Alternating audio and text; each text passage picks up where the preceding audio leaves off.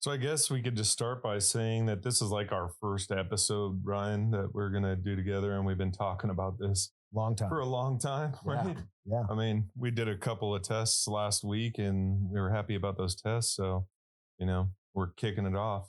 Yeah. This is the first official episode. And what better to have this special guest, Mr. Adrian Patrick, here to join in these festivities. The third piece to the rock and roll trifecta, man. He's in town. Yeah, honored to be here. It's been a long time, man. Sorry, I'm not around more, but as you know, JB, life. Oh yeah, life and duty and children, and you're always here in spirit with us, anyways, man. So yeah, you guys are never far from my heart. And, this is amazing. Like, this is incredible. How many more evolutions can there be? Yeah. We ain't done yet, man. We ain't done yet. And that is the name of this conversation, this podcast, what a word. But we just been having so many conversations over the years when you were managing us and before, just helping being the sixth member, fourth member, third, depending on how many members. You're just one extra, you were that extra guy, the ghost man, just kicking ass for us. And it's like, ain't done yet. And now we're here rocking our conversations. And we said we'd have so many conversations, hours. Man, we should put this out there. We're giving away nuggets of our business, the things that we've been through in the band. You give away nuggets about all the work you've done and with your businesses. And now we are here with mics in front of our faces. Well, I think it's going to be, great in that sense that we can, I guess, just kind of teach people about our mistakes, things that we've done wrong, things that, we've also done right. And, hopefully help to guide people from a marketing perspective, and an entertainment marketing perspective and the business entertainment marketing piece of, what we've all been through over the last, we've been doing this, messing around I've been messing around with you guys for quite a while. Yeah. And you guys were doing it even before that. So, but JB, is it entertainment marketing or is it emotional connection? You know what I mean? I think it has a lot to do with both, man. If I'm looking at it, I think there's certain aspects that you do from a professional standpoint, but then I think there's things that you do just directly from the heart. And both of those, I think, are aspects of marketing. Yeah. Yeah. That's something we've always, we couldn't decide which one was like more important, but to understand that they, if you can find that beautiful balance of both, of like just doing it for the emotional connection but then also understanding how to market it so that you can get that genuine, true connection and the purpose of, in our case, the music and the art and essentially the product, like get it to more people. Mm-hmm. Like you got to understand the marketing aspect, and you've always kind of been there to remind us that. Well, that's the thing that I think I always liked about you guys too, just from the very get-go, is that you guys were just down to earth, honest people, right? There wasn't any facade that was in front of you guys that you're like, oh, we got to be this way or we're these type of people, right? The first time I met you guys have been on, I guess hung out with you guys. You guys were at a festival called 48 Hours Festival, and which was epic. Which was epic, and you guys absolutely killed it. And you guys were the talk of the town at the particular venue at the time, the show, And I know that even Seven Dust was talking about what a great job you guys had just done, blah blah blah. And but you guys were like, oh, dude, come with me. Just you're hanging with us, dude. I remember Adrian saying, you're hanging with us, dude. Shout out to El Bug. Shout out to El Bug. Yeah, man. Definitely, dude. Yeah, definitely El Bug. And, if it hadn't been for him, we would have never met, because I think the first time he met you guys, he was rolling on a show producing or working with two rappers that I was helping produce, that happened to go to Brian Head. Was that Chill on the Hill or Grill on the Hill? Chill on the Hill. First. Chill on the Hill, yeah. And Snow Bro was there. Okay. Yeah. Right. And he was setting up mics and doing stuff like that. And I think you guys were missing some cables or something for your set. And you guys were supposed to be headlining or right before Saving Abel or something like that. Yeah. And he had helped you guys out with some cables and stuff like that. And then the rest is all history, right? Yeah, man. As far as our relationship goes. Yeah. And how we, besides hanging out together at 48 Hours Fest, I remember El Boog saying, "Man, you got to meet Johnny Biz, dude. You got to meet. He's a bad white boy." Nice. And then it was that sounds just like it. Yeah, and we at the time, Soldiers was a single. We had the Soldiers artwork with the towers on it and the Phoenix with the flag. And initially, it was the 10-year anniversary of 9/11. And initially, it was like, "Oh, do you think we could print this on a snowboard?" Like that's the first time I ever came to the old office 2 offices ago. That was, hey, and my small marketing mind, I was just like, "Oh, you think you could print us a snowboard?" And I think that John kind of was like, there's more to this than just printing a snowboard. Like there's more possibilities here, Right. But that's kind of how it came to be, like stopped by the office, was like, whoa, dude, that old office you had was awesome too, man. It was huge. Yeah, that was a big place. And we wrapped your bus there. Oh, and man.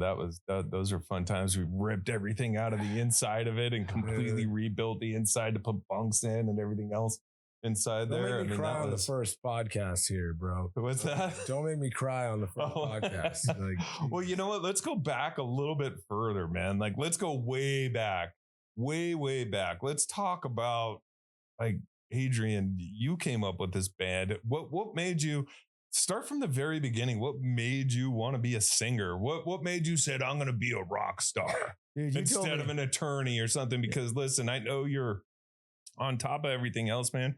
You're one of the smartest people that I know. Incredibly educated guy. But what made you go the path of rock star status? I have to interrupt real quick because just last night you told me the story and it was hilarious, like about getting in the band with Lenny. So you got to tell that, because I was like, I've never heard it put in that way, and it makes so much sense. Okay.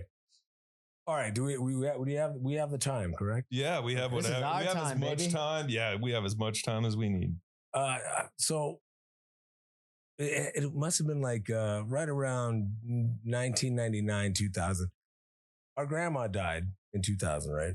And I don't know. I picked up the guitar to, I don't know. My dad was always trying to, here's a guitar, this classic Yamaha, which I think is probably worth something at this point.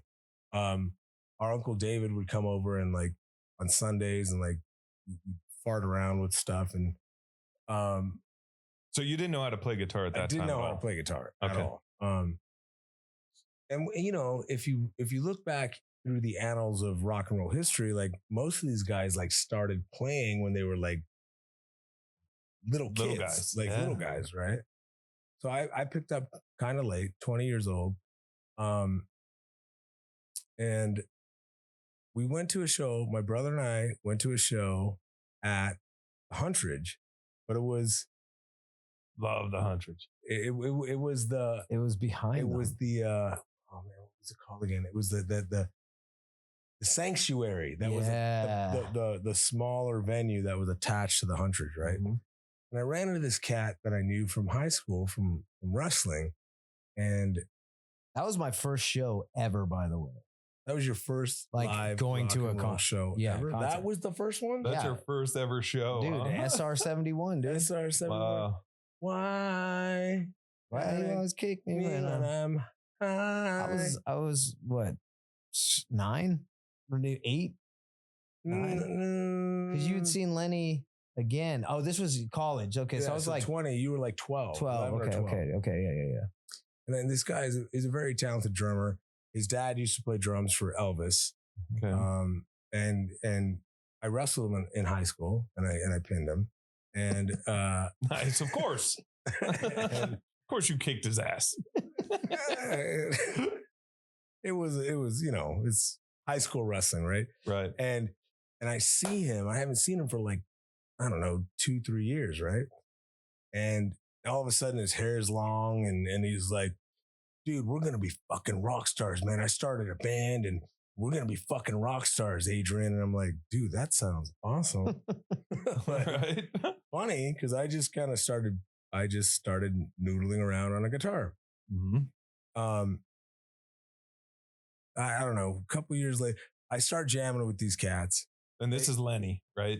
Yeah. Okay. Len. He's an awesome guy. Uh-huh. He's like, that was a great, I'm flattered by the compliment that you gave me earlier, JB. But this dude, Lenny, is also like genius level, kind of like, he's into the Matrix. Like, he moved on from music. He was like, I'm good on this shit. Way too smart for this. Yeah. he was a good drummer too. Via Ethernet. But he was a really good drummer. Like, he was a really fucking good drummer. And I said to him that so when you started playing in the band with him, were you the lead singer at that time? No. Were you just farting around on the guitar? No, I was just like, well, I'm like, we're going to turn my parents' garage into a studio. Like, yeah, it went from a gym. And then it was like, let's put the soundboards up and kind of turn it into a studio. Soundproofing. We did it old school, man. Like, we literally took the cheapest material we could find, which was carpet padding, right? Which is a carpet padding is like a composite of like all this, just like, yeah, that'll soak up sound, no problem. Just garbage. And we hung it from the walls. I mean, you guys did the full disclosure video inside that original studio. The Wise Womb is, I like the Wise Womb. The Wise Womb. Nice. Mom and Dad's garage. Yeah. That's awesome. Okay. So I say to him, I'm like, well, hey, it's funny, man, because I'm kind of turning my parents' garage into a studio. Do you guys want to come jam? And they were like, yeah. He's like, yeah, we're actually looking for a place to rehearse. And he comes in with all these guys, dorks. Right? No, they're not dorks, but yeah, they kind of were. But they were talented. They were very much more talented than either of us were at the time. Yeah. Okay. I shouldn't say dorks. That's me. Yeah, that's bully, bro. Don't be. I know, man. That's we were transitioning from being jocks into being artists. To rockers. Yeah, jockers to rockers, man. Yeah. I don't know if we ever actually fully transitioned, but jock stars. I would say jock you guys stars, are stuck in between. Yeah, definitely stuck in between. So these guys come, and my parents were like, "Yeah, if that's what you want to do." Like, the one thing our parents said to me was, I'm 20 years old at the time. Our grandma just died. I'm teaching myself guitar to like deal with the pain of that, right? Because she was like, she lived with us. She was our mother. Our other mother besides our own mom. And I'm teaching myself guitar, like sitting in front of the fireplace, like frustrated, like, fuck, I can't get my finger to do this. And these guys come into the house and we start jamming.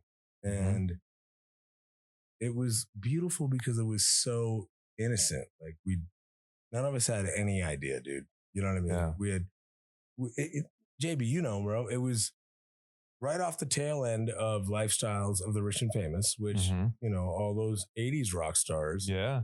Right. And then it went right into MTV Cribs, right? Which was like, oh, dude, you sign a record deal, you write a crappy song, and you're a millionaire, like.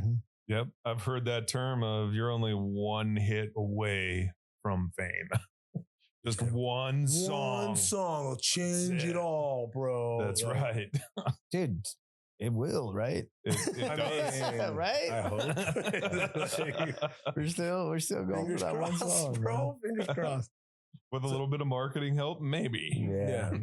So these guys came in, we started jamming, and eventually it got to the point where it was like, my brother's getting really good at guitar. And how old were you at this time, Ryan?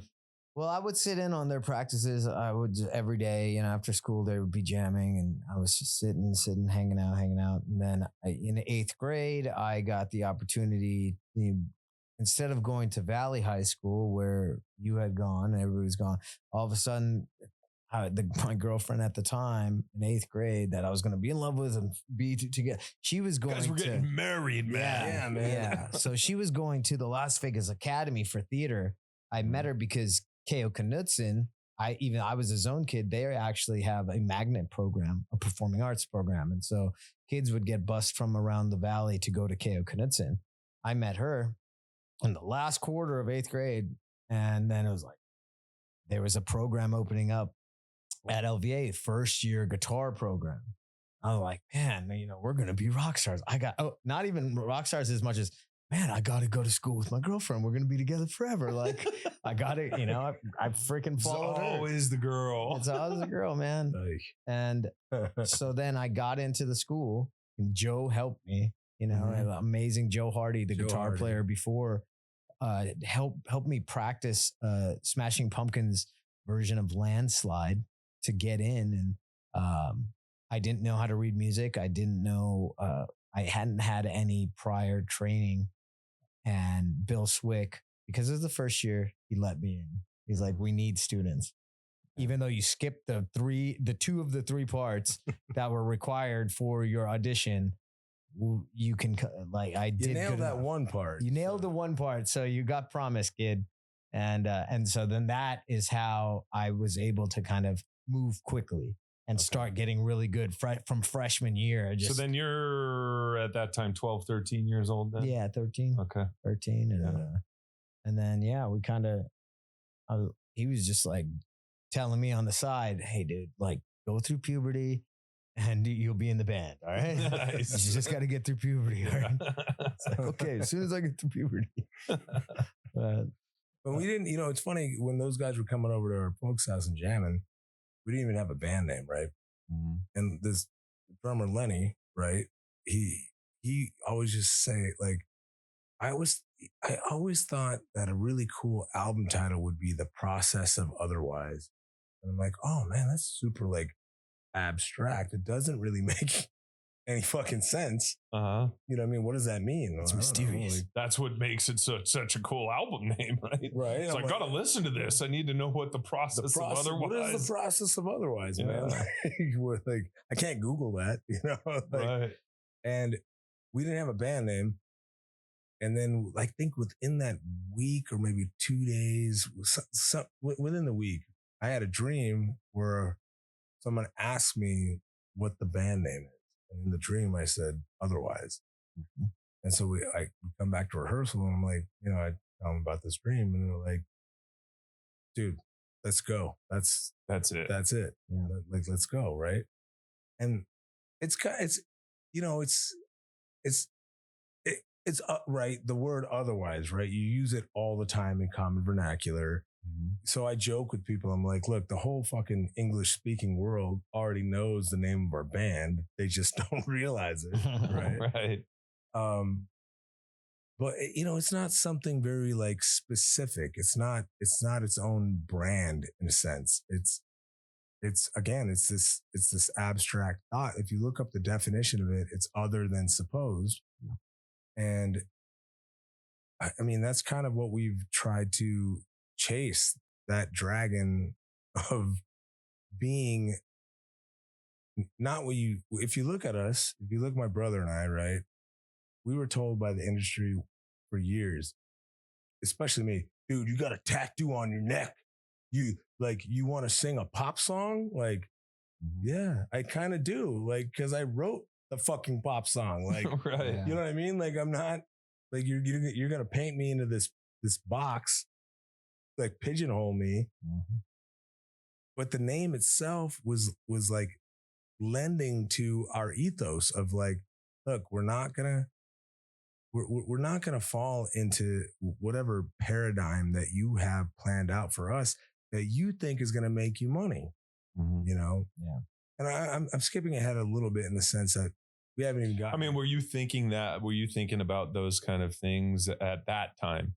the name of the band? Were you thinking, okay, what does it mean to me? You know, from a marketing standpoint, can I utilize this in that sense? It's a word that not many other people, that everybody uses every day. Were you thinking that from a marketing perspective? think Or you so were at just all, like, it yeah. sounds cool. It was dude. just a cool word. It sounds cool. It's this Yeah. word that you use, and then when you look it up, you're like, oh shit, that's actually like, it's very poignant. You know, Mhm. That's how I think that's where like the spiritual aspect of us really shines, is like it came to him in a dream. So it was like, it must be, you know. Yeah.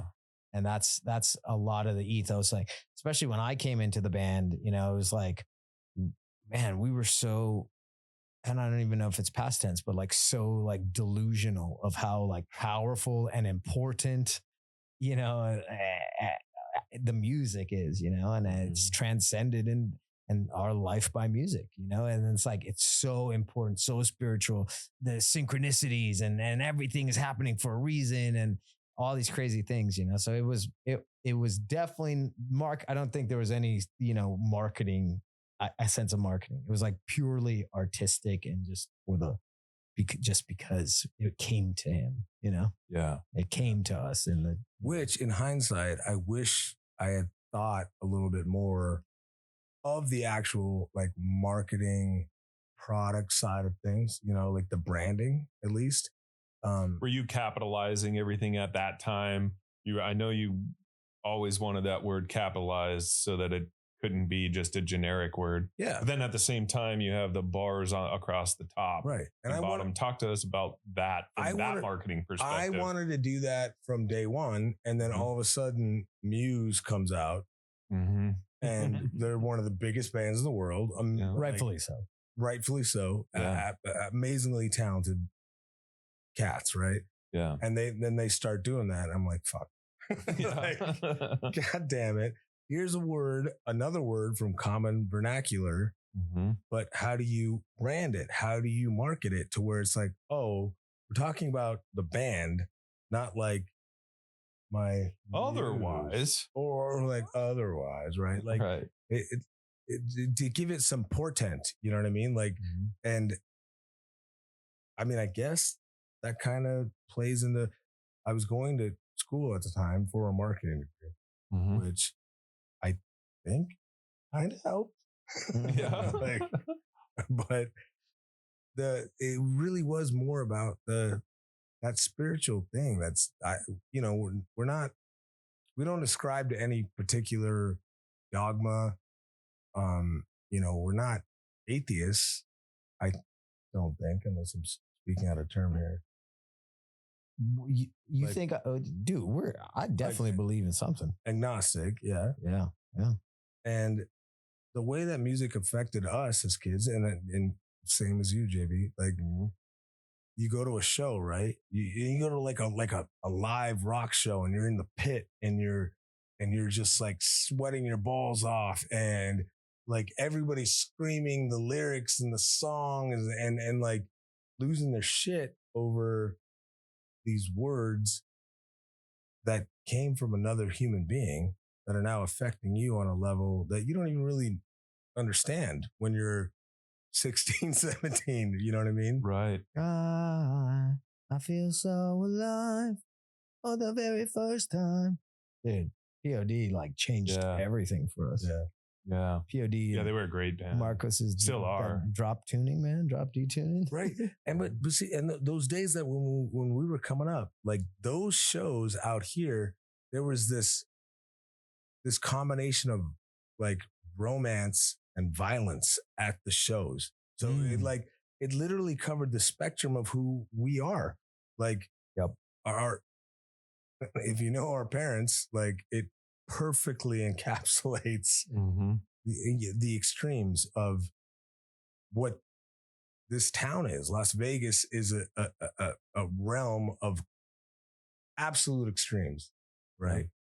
And we tried to like embrace that and bring it into the music, but once we actually got into the big leagues, so to speak, there was all this pushback on the exact thing that we're discussing. How do we market this? Yeah. It doesn't fit. too heavy for pop, too soft for metal. Yeah. You know, the rock and roll, it's always been very confusing. Very, very, very strange, which only further perpetuated our frustrations of like, don't put us in a box. Like, why do we have to be in a box? You know, why can't, you know, even the guys, like I came up more on the Screamo side of things with like the POD, of course, like young, but then in high school, you know, listening to the Used changed my life. Mm-hmm. Under Oath, Taking Back Sunday, Thrice, Atreyu. And they're just, you know, granted, maybe Atreyu wore a little makeup in the beginning and, you know, a little bit of that stuff, but they're just rocking out, man. You know, like POD and even that Saliva album was insane, you know, like, and so it was, we just kind of wanted to be like that, you know, like Pearl Jam, Stone Temple Pilots, and just look, we're just like here. We're just dudes on stage, like here pouring our hearts out, right? Yeah. Right. Like we'll play on the stage and then we'll get in the mosh pit after we play too, like to honor the bands that we're opening up for also. And we got a lot of trouble for that.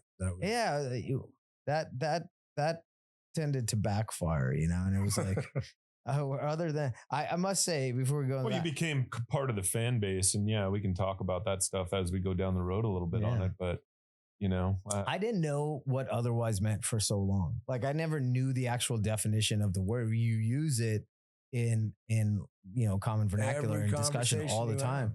But then it was not till years later where it was like kind of an issue of like how to market us. Where like, I don't know when, but we like looked at it. It's like other than supposed. I'm like, that's perfect. Like that's literally what we are. Yeah. You know?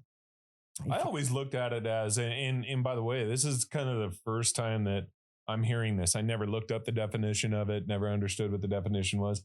I always thought that it was otherwise, right? Other wisdom being spewed, you know, other than the norm of what you would normally hear. Because it's funny when I listen to your lyrics and I play your music, and, you know, back in the management days with you guys and stuff, I'd always try to kind of pressure or push, you know, this kind of certain vibe of getting a little bit deeper than what it needs to be. But it was always these things that were deep, but simply spoken. Right. And that was kind of like the epitome of it. And it didn't hit me until I think we had a conversation about it years ago. And you're like, no, it's the simplicity of the words that I'm using that make it so different from everybody else, because it was so simplistic. Right. And some of the things that you were doing are even, you know, for lack of a better term, I think nursery rhymes in a sense. Right? Well, yeah. And that comes back to like to the marketing aspect of it. You know, if you want it to be universal, I like anything any lyric that I write or sing or co-write or create, right? I want it to be able to be interpreted by anybody in any way they want it to be. But if I'm like very specific about, I don't know, some, if I get too specific, then it narrows down the wider audience that could embrace it. Right. So makes a lot of sense. Yeah. In the beginning, if you listen to like some of our earliest recordings, you know, there's like all this bullshit fucking poetry that I'm in my early mid-20s thinking, oh, I'm going to be the next Jim Morrison. I love Jim Morrison, right? Like, I'm like huge Jim Morrison fan, right? Like the Doors, right? Like smoked incredible. A fucking joint on his grave in Paris, like just because I had to do that because it's Jim Morrison, right? Mm-hmm. But really, it's like, okay, how do you connect with as many of your fellow human beings as possible? The way to do that is to like simplify it, you know, like, I mean, all of the greatest inventions in a sense are pretty simple in their conceptualization. You know what I mean? Like I don't know how this fucking microphone works, but there's a diaphragm in it. It's just catching the air out of my mouth. That's all it's vibrating in there. Somebody thought that up, right? But it's such a simple, basic thing. It is, yeah.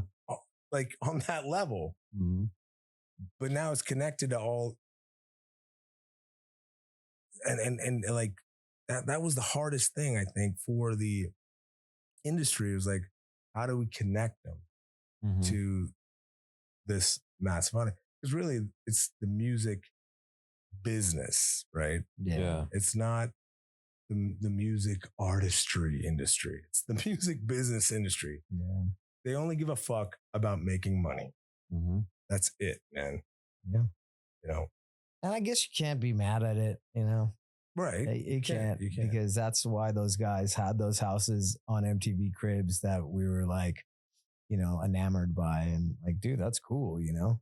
Like, I don't know if it would have been as cool if MTV Cribs was just like, here's my 1-bedroom apartment, and now I'm going to Cafe Roma to sing. Well, I mean, would you be a rock star or wanted to be a rock star if they were showing on MTV Cribs the guy who lived in South Central in the 1-bedroom? Yeah. You know, I mean, probably not, right? The guy who was driving the Toyota Celica from 1984. I mean, what was the reason why you guys wanted to be rock stars? I mean, it's the fame and fortune comes with that, right? Yeah. So, I mean, regardless of how, you know, and there are some bands out there that are, you know, I think I heard that the Google, like the guys who own Google or whatever, drive around in like little bitty cars and ride their bikes to and stuff like that, you know, because the money just isn't important to them. And I'm sure that there's bands out there that are the same way, but that's one of the questions that I face all day, every day is like, does that make us hypocrites? Because we were like, trying to embrace and empower this like spiritual thing with music. But then at the same time, we were motivated. Like, I'm not going to lie. I won't lie. Like when I was working at, do you remember Alltel? Before there was the Alltel Cellular. It was 360, and then it became Alltel, and then it became Verizon. Yep. And I was working there in the collections department. So I would sit at my cubicle all day through college, and I would call, like I had a headset on, and my prompt would just automatically called me at that. I think I called you and be like, hey, man. I remember a sales guy calling. I knew your voice was familiar. Yeah. No, but I was in the collections department. It wasn't even sales. I was from collections. Oh, it wouldn't have been me then. I mean, I paid. Well, you paid your bills, right? So I was like, nice. I was like one of those, the last people you wanted to fucking get a cell phone call from when it was like, there was no, it wasn't smartphones. It was just like, what did you tell him? Did you tell him we're coming for you? You better pay the bill.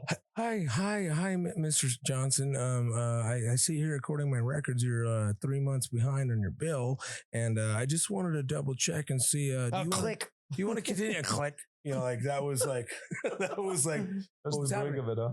Now but luckily enough, my little cubicle looked over the McCarran Airport, Harry Reid International. Yeah. So whatever, it'll always be McCarran Airport. That's what it is to me. Yeah. And I'm so grateful that they allowed me to have this little clock radio, right? And I would just put it on the rock station, and these songs would play, you know. And I remember a very specific moment. My grandma had just died. I'm sitting here. I'm like, dude, these fucking people hate my guts. I don't know who they are. I'm not trying to be a dick. I'm just doing my job. Right. And Learn to Fly by Foo Fighters played. And then a Third Eye Blind song played like back to back. Right. And that's your favorite band, by the way, right? Mine personally, yeah. Third Eye Blind. If someone put a gun to my head and said, "Pick your favorite band right now," that's it. Yeah, that's it. And I don't know, man. There was just something. I'm looking out the window, watching these planes land, and I was like, "Dude, I can fucking write a song. I can do this. Like, I can do it. I can do it." Like, how old are you at this time? 20. Yes. 20. It's right around that same time where you met Lenny at the show and stuff. It's all kind of coming together. Yeah, at the Sanctuary, at the Huntry. So this is 99, 2000 then. Yeah. right around there. And then your first song was literally one of the greatest songs Otherwise has ever had, like fan favorites, craziest stories about the song. Besides Soldiers, I mean, Heaven is one of the most like the fan stories about that song. It's just insane. The things that we've so been many told. people with their those lyrics tattooed on their bodies and whatnot. And so from that, what he's saying is like, that's the song that came out of him, you know, like Heaven, like from start to finish, you know. That's I didn't realize that was the first song. So that's the first song he ever wrote. That's the number one first song he ever wrote. Full song I ever fully wrote and completed, right? Okay. Guitar parts and everything? Yeah, is that you? Or? Well, no, he wrote the chords and everything. Okay. You know, I just later on down the road started jangling them up. You know? Okay. Yeah. Put a little tickle to it. Yeah. That's always the thing. I made the band better. You know, when I came in and I was like a sharp. He had been, you know, galvanizing, you know, me as a big brother and like, you know, like, and so when I came in, I was sharp and I was like ready to cut everybody down. Well, and I assume that you wanted to show your brother, you know, your big brother, that you could do this and that you were going to be the best guitarist he ever had or ever knew. Yeah. And it was just awesome too. You know, like you're saying, like guitar and music, you know, I've found so much solace in it, and really got connected with guitar, you know, like so importantly, it was so important, you know, and I've realized it, you know, even now with things outside of the band and with our initiative. And it's just, guitar is just super thankful for our dad and our Uncle David for coming around early on. And then, you know, the music, you know, when our auntie, or excuse me, our grandma passing in 2000 was like, whoa, that's when I was like the first that like hit, that shook the whole entire family. And then music came in to fill in those, you know, this fracture. Like right after that, pretty much. Yeah. So you take that song, you write that song. Where do you first perform that song? Or are there other songs written first after that? And then you're like, okay, we're going to go do gigs. Right? Or what's the next stages? Did you perform that song? That's a great question. I don't know if you did. Never did. I never did it. I never played that song with that iteration of what Otherwise was. It was just always in the pocket, you know. But I mean, you know, I mean, that's a super soft song too, right? And I mean, you guys were building a rock band, right? Right. And, you know, that's like our ballad, right? You know, right. All the big 80s and 90s bands, you know. You always had that ballad. One ballad, man. Don't know what you got. What's the Motley Crue one at the end of Hot Tub Time Machine? Oh, God. Home? No, not... I'm coming home. Oh, yeah. So, but it wasn't even like, that's the thing. It's like, we weren't even thinking about like, well, you have to have a ballad to really get the girls, you know? Like, right. Yeah. It was like, no, I don't know what we're doing. I don't know. We're just emoting, you know, like it's just. So you're not playing for anybody specifically at this point, right? You're just writing down. Just writing and then hanging out in our parents' garage, and playing this crap. Right. Didn't, how long after Granny passed away did you and Nicole break up? That would have been 2 years later. 2 years later. 2 years later. And then we started writing a bunch of breakup songs. Like I started writing like. Yeah. Do we know these songs? Do we know those breakup songs? Did they become other songs? Silence Reigns. So. Okay. That's one of my daughter's favorite songs. So that's like Sydney's like top 10 songs of all time. No. Oh yeah. She listens to it all the time. So the original, and she loves breakups, by the way. Like she wants to break up just so she can feel that. I need to hurt so I can feel alive, man. Right. I told that to Jess. I was like, babe, you might have to break up with me so I can write a good song. Like, come on, I need help here. Yeah, you know that feeling. I mean, that's why you wrote that song, right? You like that feeling of, you know, just it's disdain for the other person, but it's also sadness for yourself that you just want to. A lot of self-loathing. It's self-loathing. Yeah. You're just feeling bad for yourself. Right? I'm going to stay under the covers. He doesn't realize it, but he's emo AF, dude. Is he? It's funny that you say that, JB. I wouldn't say that at the time that I liked that feeling, right? Mm-hmm. But now, right? Now, like, we're talking 20 plus fucking years later. Now it's like, you broke up with somebody, bro. Like, it wasn't that big of a goddamn deal. You know, like people have died, kids have been born. Like, there's courts and judges involved and shit. Like, you broke up with some cute girl. Oh God, get over it. Right. Right. So at the time I didn't like the feeling, but now it's weird because when you're dealing with like real life, which is, as you get older, shit gets harder. It gets worse. It doesn't get easier. Yeah. It doesn't get easier. You look back on that hurt, and it's almost like, oh, that was nice. That was really nice time of my life. Those are good memories. Those are good memories weird, to have. Right? It's like, I look back and when we were like 13, even 16, 17 years old, I remember, Alice in Chains, Jar of Flies, and it's just like break up with your girlfriend and you're just playing Alice in Chains, Jar of Flies. Just love that EP, by the way. Yeah, exactly. EP. Not a full fucking album. Not a full album. And imagine that, Dragon. They were doing that back in the early 90s. They were. And once we got into the machine, we're like, look, why are you breaking our balls about a full album when we have like a handful of really good songs that we can just put out as no, it has to be a full length record. Yeah. For what?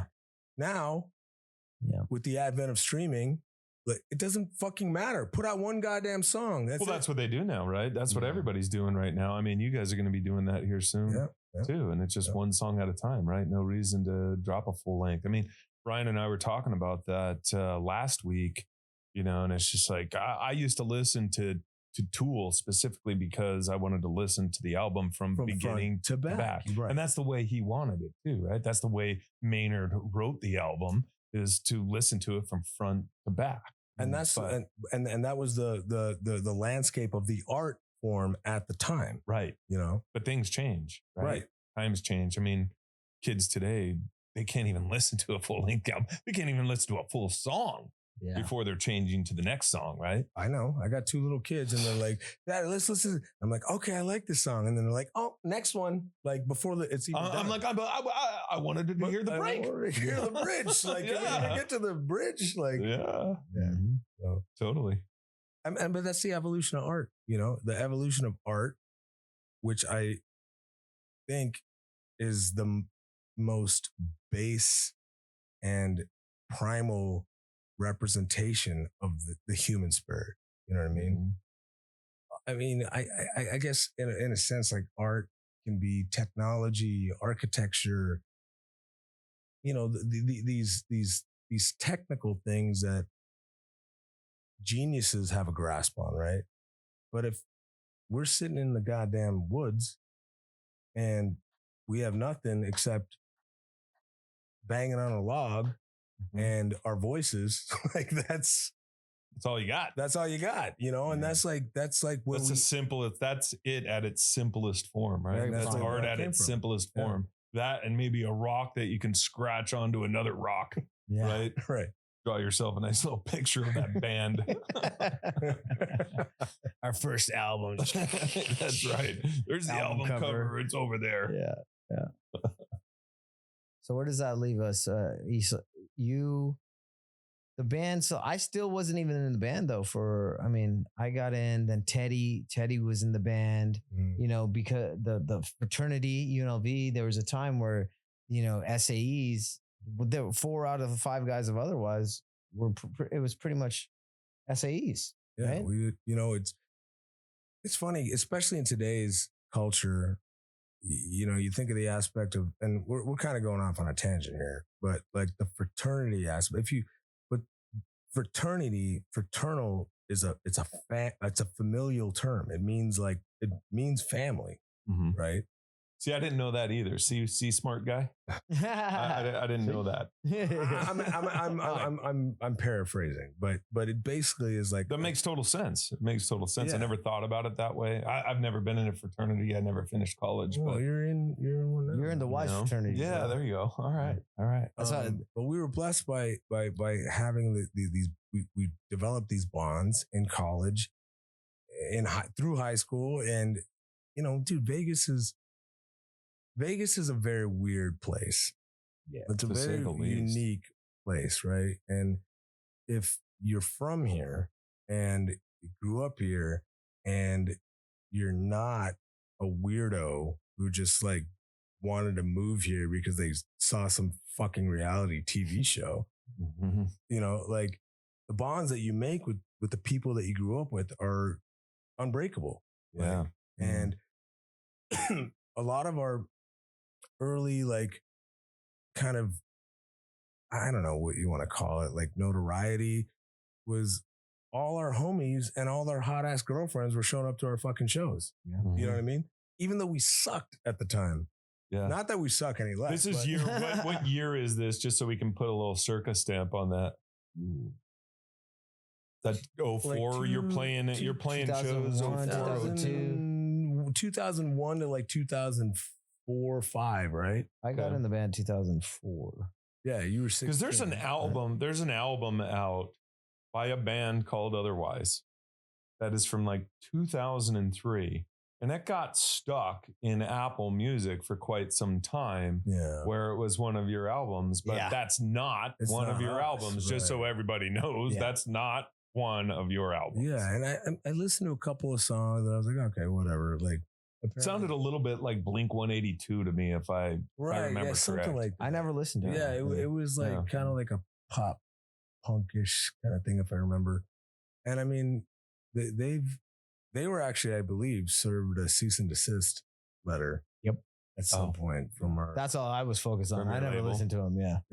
From our attorney and our lawyer, but that particular incarnation of Otherwise is defunct now, right?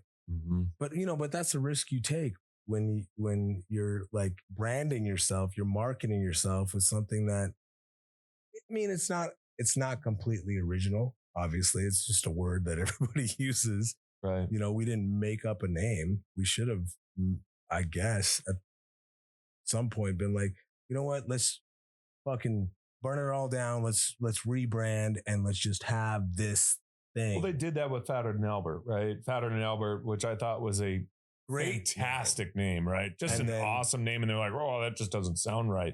Clockwise. And that's what happened. And Otherwise was around before Clockwise. And Otherwise, it was like, and Fatter Than Albert was one of our big label shenanigans, Label comes into play, right? The machine, right? Yeah. The industry. And you've got all these cooks in the kitchen. All right. And man, I don't want to get into that like bitter, like jaded, like mindset. But I mean, I think there's always good with the bad, right? And bad with the good. So there's good things that I think a label does for bands. And I think there's also bad things that they did too. And I think you're going to get into some of the things that I would call bad and you would call bad, the bad side of the label. Yeah. Yeah. There's too many cooks in the kitchen. And then you start to dilute the art form, that spiritual connection, that it starts to get like watered down because everyone who, unfortunately, and not to be a complete dick here, but most of those guys wanted to be in bands and they're not, so, but they all have opinions on, well, I don't think that's a radio single. And, maybe you shouldn't say this and maybe you should change that word and take that one word out. Take that one word out because it's, offensive. And it's like, well, dude, the whole point of true art is to evoke an emotion, any emotion, be it negative or positive. Like, what's interesting though is were they always in fear? Do you think that they were always in fear of, separating a particular fan base for whatever reason, dividing your audience. And that's why they're making you change these or remove these words because they're going to be offensive to somebody and they want to be, I guess for lack of a better term, which has come up in our world these days over the past, I would say, 5 years, especially, is this, inclusivity of everybody. Do you think that that's what the label was looking at? They wanted to include everybody, or, because I don't know, the whole PC, this politically correct thing, I don't remember it happening back that long. Well, that's why we listen to rock and roll. That's why we listen to Stone Temple Pilots and Rage Against the Machine, because they weren't PC, right? Right, exactly. Yeah. In the beginning of our career, I would say it was more from a marketing saleability standpoint, right? When we first came out, it was like, you need to sound like Five Finger Death Punch because they're the biggest fucking thing since Nickelback. You need to sound like, we were like, again, you have a tattoo on your neck and you're a bald brown guy. You can't sing a song like Heaven, right? Mm-hmm. And then a couple of albums in, it was like, you need to look like what you sound like. Exactly. Which I suppose I understand, again, from a marketing perspective. Right? Yeah. And but then all of a sudden, about 3 albums in, it was like, you need to sound like Imagine Dragons. Like every time we went into a co-writing session with somebody that the label wanted us to sit with, well, I mean, have you guys heard the new Imagine Dragons song? We're like, bro, yeah, dude, we know the guys. They're from our hometown. Yeah, like, right. Yeah, we had, there was a similar like taste going on before we both signed the same year.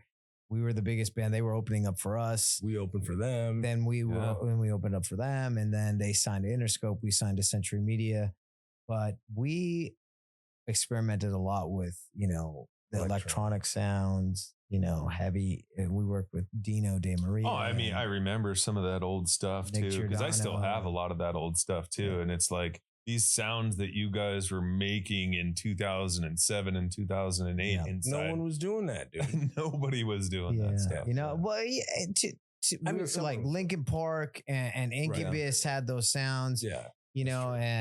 But we were doing it in a sense of, we don't have that DJ in the band. We're going to sit in the studio and add to our songs. And then that's our song, and that's what Imagine Dragons did with Radioactive that blew them to the stratosphere. But we were doing that for a long time and a long time before we signed. But then we would get on stage and man, scary. We were that's where like the jocks in us came. It was like sport, there was like violence to our sets and, but then there's another side too. We were other than suppose, and it's interesting, man. The perspective, I don't know. We've grown so much and gone through so much in our careers, the ups and the downs. And, even to go back to Fatter Than Albert and Clockwise, which they were the band for. They were the band locally here. I remember them. We would go. They would be in backyard parties and stuff, and we would go. There was no Killers. There was no Panic at the Disco. There was no Imagine Dragons. There was no Otherwise. There was Fatter Than Albert. But then they got it signed and Clockwise, and we're gonna have Dave on the podcast here sooner than later. But what's interesting is the perspective is like labels, but if their experience with the label, the can't be considered successful. It was a pretty bad one, essentially. I think I could say that. Worse than our experience, without a doubt. Dave McMahon would have never joined Otherwise if Clockwise and Fatter Than Albert would have gone. We would have never written Some Kind of Alchemy. We would have never wrritten Lighthouse. And it's so there's always this like the perspective, and even with just dabbling with the A&R mindset, they want you want your job to be easier, so when you're going to sign an artist that's good and like one thing's working for them, you're like, just don't complicate it for me, like, which isn't right, for the art of it, but for the business of it, the perspective, like it makes sense to. But then, that's the balance of, trying to simplify, trying to like groom a lion, or like putting it in a cage for the zoo. that lion's not going to, those zoo animals are not happy, you know? And that's like, yeah. And deep down, they're still wild animals. You know what I mean? Like, right. Yeah. And I think that circling back to what you were asking earlier, JB, like towards this more recent half or third or quarter of our career, whatever you want to call it, there was even more so, outside input. Like, are you sure you want to say that? We don't know if we want to release a song that says, I'm not leaning to the left or right. I stand up straight to fight. I'm not allowed to sing. I have to scream because I'm not white. Right? Right. But then we were like, no, fuck you, man. Like, okay. Well, then why the fuck did you sign us? Why don't you fucking write the music? Then you write the song yourself, man. Right.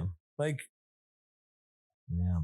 So it's been some interesting discrepancies, if that's a good word, where it's just like, well, let's go back still to, pre-label stuff and, talk to me about, let's go back to where you started performing.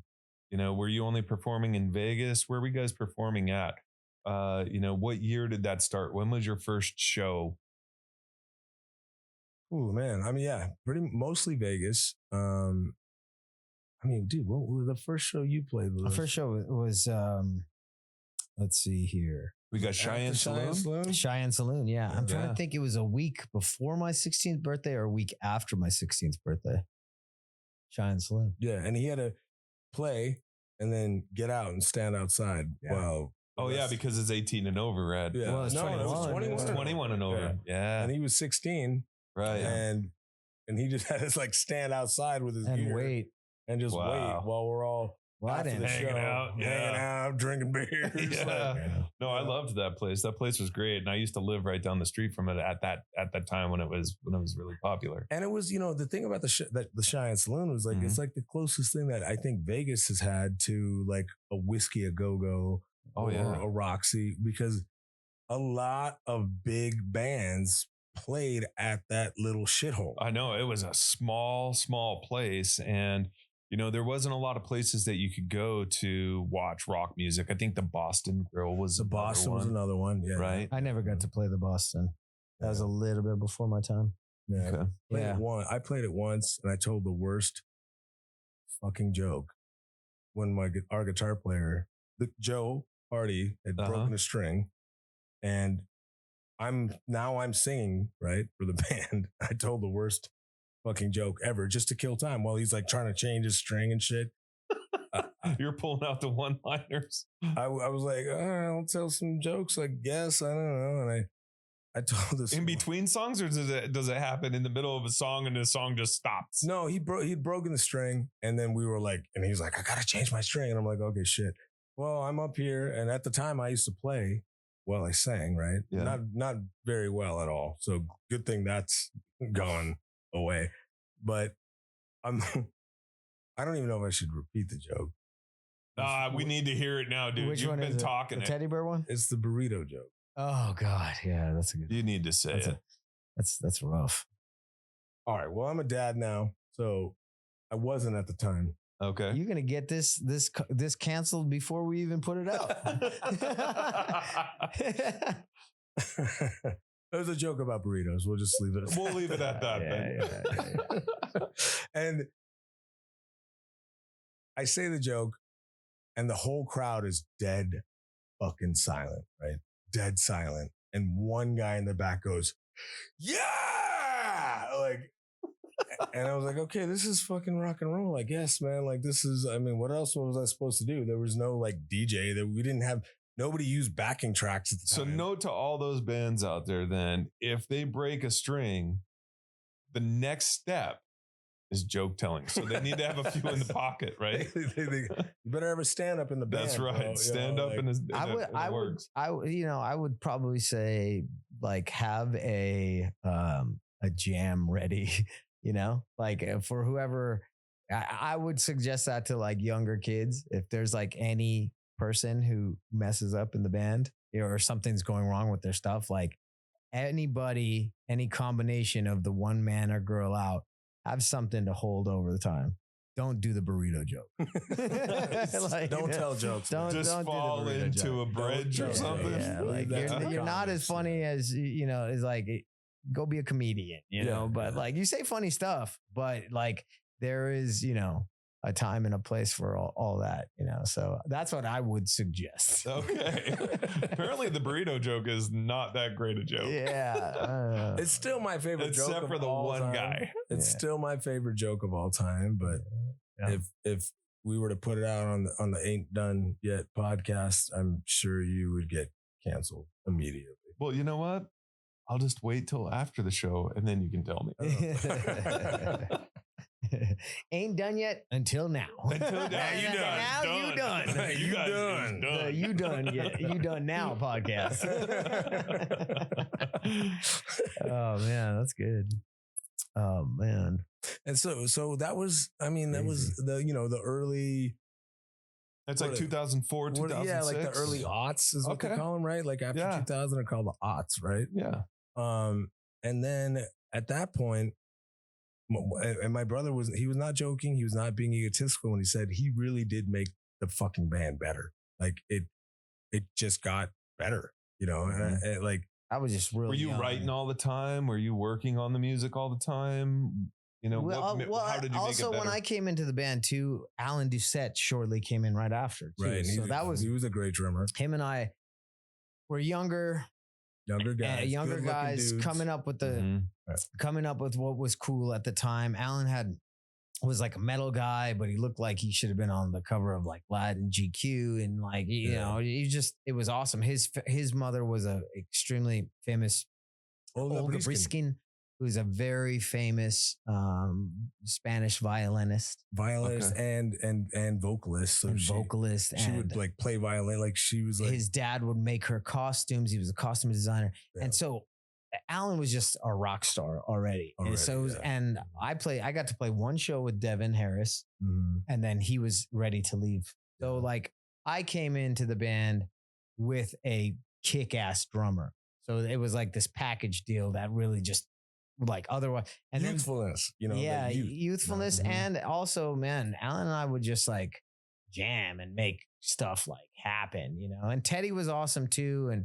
But we slowly just kept evolving. And what were your inspirations at that time? Is it Incubus at this time? Is that who you're listening to? At that time, right out in high school, it was more like Hoobastank, POD, Incubus, Third Eye Blind. Story of the Year was a big influence. You were big into Taking Back Sunday. Thrice, Taking Back Sunday. Didn't they just play? They just played here not too long ago. Taking Back Sunday. I think they played at Fremont Experience. So I was there. Yeah, it was good. And then Taking Back Sunday and Third Eye Blind are playing. No, I'm sorry. It's Third Eye Blind and I think Yellow Card. They're playing at Fountain Blue in a couple months. I already got tickets. Cool. It'll be cool. Nice. Oh, wow. I wish I was here for that. Yeah, maybe you will be. Fly you in for if this podcast number 2. I'll be here for But yeah, that was a good thing. When we came in the band, we wrote Ghost of You. Ghost of You that was like, now you talked about like looking back and be like, man, what were we writing about this? So the lyrics are so cheesy, but we were so sad. Like you were going through the breakups but we would rock out, man. We would. Like you would come to an Otherwise show and there was not another band in town that would rock out as hard as us on stage. Like, because we had so much to fucking prove, dude. And that was kind of the dynamic too in Las Vegas, kind of pulling back to, the marketing aspect of how the scene was in Las Vegas when we were coming up. And it was like, which it's tough, again, perspective. It was like Battle of the Bands. So every month we had to battle other bands.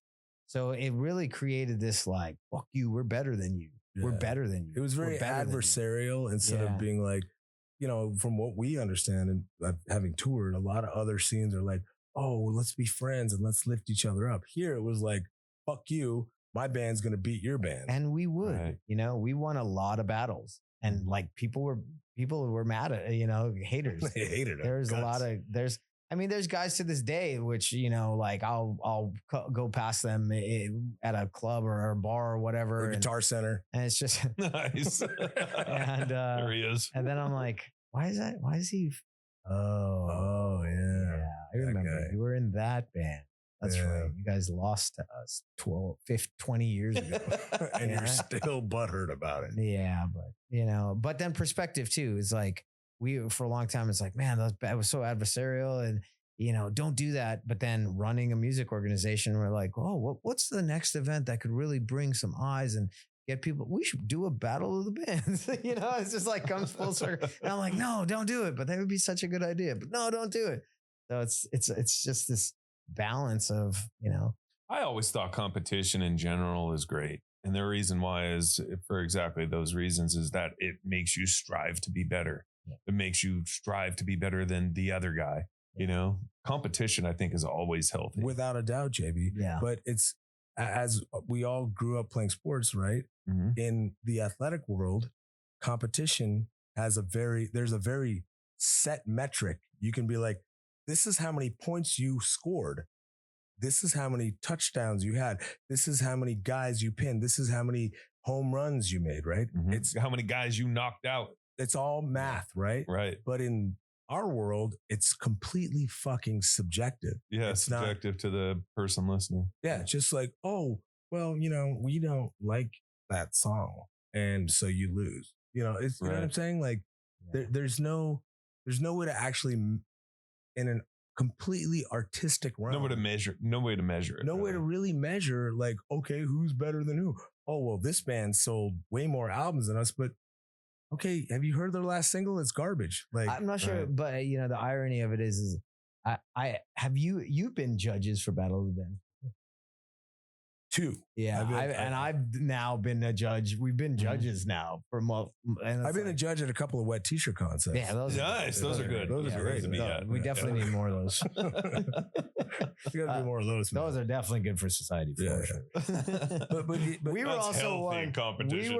We were at Sturgis in 2020, the pandemic, but that was man. That we didn't realize that was a grandma wet t-shirt contest. But how low can you go? I digress. Pretty low, dude. Oh man. Yeah. You could play hacky sack. It was Sturgis. One word, Sturgis, man. Yeah, man. And like at that time, so well, trying to tie all this shit together. Yeah. The Sturgis thing, like we were like one of the only bands at the time, like right in the middle of the pandemic, they were like, fuck it. Yeah, we'll go on tour. We don't like, let's go. So the pandemic didn't bother you guys at all, and we could just jump. We'll just jump into that little section there for a little bit, right? No, that's always a fun topic. It was actually like the most, I think, money we made. Yeah. Because we were like one of the only bands who was like, let's fucking go. Yeah. Right. Tiger Blood, man. We're like, screw it. Let's go. Tiger Didn't Blood. scare you at all to jump out there and I'm gonna get the sniffles. It was kind of hilarious. Like, yeah, it was kind of hilarious because even when like everything was shutting down, I don't know if you remember, like we put up a post and we're like, screw it, we're still going out. No, it's like March 2020. Yeah, screw it, we're doing it. We're not gonna give up on our fans. And then, like 3 hours later, like one venue calls. Yeah, sorry, we're closing down. We can't do the show. All right, whatever. We can still do the tour. Screw it. We're still. Then like 30 minutes later, another venue. Oh crap. Then another venue. Oh wait, there's like no venues open. Yeah, and that was like right at the beginning, and we had just released Defy. Yeah, and we were gonna go out. You were March. Just getting ready to tour right then, cooking up, and the Tiger Blood at Sturgis was like months and months later during the pandemic where we were like, let's go. But it's just so funny because we're like, screw it, let's do it. And then we're like, we're going out. And then like 3 hours later, it's like, actually, wait, never mind. The whole world's shut down. Like we can't, there's no venues to play. Right. But as soon as like venues were like, screw it, we got to do something. We were the band to be like, all right, we'll go. We'll do it. We'll do it. And you guys have always been that band. You guys have always been the band that says, we'll do it. No problem. What do you need? Our dad always told us balls to the wall. Both. Yeah. It's like, just go. I mean, less than a handful of cancellations on your guys' part. Right? I mean, very few, man. If I can remember correctly, like very, very bus few. broke down here and there, like that kind of thing, Yeah. And even in those instances, there were times. I mean, the last Blue Ridge Festival that we played, 2 years ago, 2 years ago, our van broke down, like transmission exploded, and our fans came and picked us up like piecemeal, like half dozen people came and picked us up and packed all our gear into their various SUVs and took us to the shit show that is fucking Blue Ridge. And then they Festival. pay, and then our fans came in and sent money for us to get the transmission fixed, and bases replaced that were stolen. That's awesome. Yeah, that's just awesome. I mean, you guys have a pretty dedicated fan base too. We've had an insane, we jumped a little bit from our Vegas upbringing and, going to when we were like, screw it, we'll do it. COVID, we had been touring for the last decade. We've been like road dogs. It's just in the last year now that we haven't toured as much. Pump the brakes a little bit. Pump the brakes. We wanted to redefine our whole process. The process of otherwise. Yeah, the process of otherwise, because as you know, JB, being a successful, like self-made businessman, right? There's a way to work smarter rather than harder, right? Yeah. Which is what we were always like, working as hard as we could and not really reaping the benefits that we thought we should. So now that we're independent, right? Now that we were thankfully released from our latest deal very amicably. And this upcoming independent release, our first independent release since signing our first record deal in 2011, which ironically was a big chunk of it, Some Kind of Alchemy, the EP, was one of our first independent releases. Yeah. So and now we have that 15-year anniversary. Of Some Kind of Not Alchemy. really too much light was shed on that album. Let's go back to, what is this, 2007, when you wrote and recorded that with Elvis Basquet. 2007, 2008, right? Yeah. Talk to me about that. How did that come about? How did you meet Elvis? What went down on that? Songs written beforehand, during? How'd that go? Well, we'd always heard about Elvis, right? Elvis Basquet. At the time, give a little bit of show his clout. What's he got on his? Oh repertoire? my gosh, man! I mean, just Google him. Just Google him. You'll be embarrassed. Right. At the time, I think he had just recently, within a couple of years, moved out of Vegas, but he'd been here for a long time. He'd worked on a lot of big bands. He's the guy who discovered Escape the Fate. Okay. Yeah. And this was like off of their first album, which was, what's that? The one, the drug like you, The Drug in Me Is You or something. Yeah. In me. When Ronnie was still in the band. Right. So he had discovered them and they fucking blew up. Right. Yeah. He'd already won been nominated for Grammys. He worked on, he was basically the guy who did Morning View with Incubus, right? Yeah, he was it Incubus or was it? Not Morning View. Was it Morning View or was it? It was Incubus, yeah. Right. But was it Science? Not Science. No. That was before they signed you. Yeah. We can't remember exactly. The bottom line was Elvis Basquet was a big deal. Yeah, and rightfully so. Yeah. So how were you guys introduced to him then? Dylan Hanahan, man. Which oddly enough, come to find out years later, you guys were apartment roommates, right next door to each other. Yeah, they lived upstairs from us, and we would switch out party favors. Awesome. Oh, little exactly, hats and stuff. Hats, confetti. Yeah, confetti. Ladies. Nice. Classic. Dylan Hanahan was in the scene, and he was a band manager and a mover and a shaker in the local Vegas scene, and I always had a good ear on him, man. And he had a connection. Yeah. He was connected to guys that would come to town looking for Vegas fun in the industry. He'd party with Chester from Linkin Park and Rob McDermott and, their manager. And so he had a little bit of clout himself, and he found, you were connected with him more so, just Vegas, being around, up and coming. He had seen us play a few times, and you had already been in the band, and I ran into him one day at a place called Money Plays. Yep. Which I don't know if it's still around. I don't know if it is still around. It was off of like West Flamingo, I think. Yeah. And I think it is. But. And he was like, he was kind of in a sense like fanboying out. Like, I'm like, what, dude? I'm a fucking local.